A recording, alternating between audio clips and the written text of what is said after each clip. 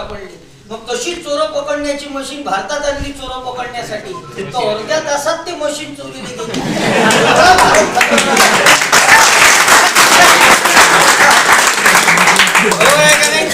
ह्या देशामध्ये अशी अवस्था का येते याचं चिंतन होणं अतिशय महत्वाचं आहे. ज्या देशाला सोन्याची चिडिया म्हटलं जात होतं त्या देशामध्ये आज 28% लोक असे आहेत जे फक्त एकच टाइम जेवण करतात, सायंकाळचं जेवण त्यांच्या नशिबी नाही. एवढी प्रचंड गरिबी आज या देशामध्ये आहे.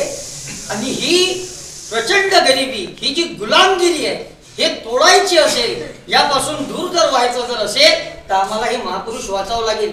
त्या काळी 18व्या शतकात महात्मा ज्योतिराव फुलेंनी एक पुस्तक लिहिलं होतं. ते पुस्तक आपल्या तरुणांनी जरूर वाचलं पाहिजे. त्या पुस्तकाचं नाव होतं गुलामगिरी.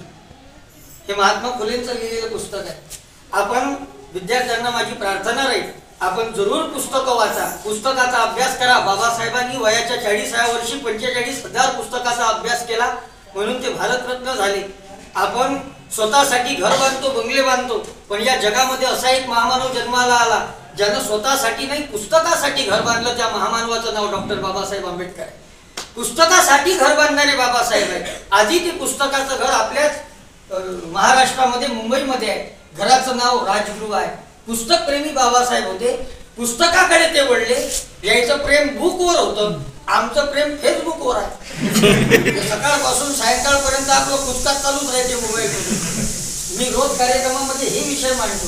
म्हणजे आता व्यसन फक्त दारूचेच नाही, हे मोबाईल नावाचं आधुनिक व्यसन आलेलं आहे. लक्षात घ्या, जेव्हापासून या मोबाईलचा अतिरेक वाढला तेव्हापासून या देशामधली वाचन संस्कृती लुप्त झाली. आता पोरांच्या हातामध्ये मॅडम पुस्तकं दिसत नाही, हे दुःख आहे. लक्षात घ्या, आमचे पोरं मोबाईलकडे वळले. त्यातल्या त्यात हे जिओ आलं. हे जिओ म्हणजे तरुणाला बर्बाद करण्याचं सर्वात मोठं षडयंत्र आहे. प्रत्येकाजवळ जिओचं सिम आहे, बरोबर आहे. BSNL लंब केलं, जिओले वाढवलं. सगळ्यात पहिली यायनं फुकटा सिम वाटले. त्याच्यासाठी स्कीम काढली अंबानी साहेबांना, जिओ धन धनाधन म्हणे. स्कीमचं नाव होतं जिओ धन धनाधन. सिम फुकट, इंटरनेट फुकट, कॉल करायचे पैसे नाही, कॉल घ्यायचे पैसे नाही. पहिले फुकटच दिलं सगळं. पहिले नेटही फुकट, याली नेट ना लागे. लोकांनी मस्त फुकट सिम घेतले. आणि आता 600 रुपयाचा जिओचा रिचार्ज 850 रुपयाचा झाला. याचं कारण काय बा? अंबानी साहेबाच्या पोराचं लग्न झालं, बरोबर. अब्जो रुपयाचा खर्च झाला. तो खर्च कोणाच्या खिशातून वसूल केला? आपल्या खिशात. पण तुम्ही तरुणांनी, जसं शिवाजी महाराज, आपण आपल्या इथं बसणारा एके असा तरुण नाही ज्याला शिवाजी महाराज माहिती नाही. पण एक चिंतन करण्यासारखी गोष्ट आहे. 365 किल्ले शिवाजी महाराजांनी जिंकले. 365, त्यातले काही बांधले, काहीचा जीर्णोद्धार केला, पण एकाही किल्ल्यावर स्वतःचं नाव लिहिलं नाही. हा इतिहास आहे. 365 किल्ले, एकाही किल्ल्यावर स्वतःचं नाव लिहिलं नाही. पण आपल्या विदर्भातले काही पोरं किल्ले पाहायला गेले पण किल्ल्यात लिहून आले. याच्यासोबत तिचं टंकीशी आहे. जे मेट्रो बस स्टँडवरचे संडासने सोडले पडते. मी सरळ कधी आणायला जातो मेट्रो स्टेशनवर, त्या बाथरूम मध्ये तिने लिहून आहे कोळशान दिल मधातून रेशन, खाली लिहिते हे वाचणारा गाढव आहे. आपले पोरं किती फुरसती आहे याचं चिंतन आपण केलं नाही.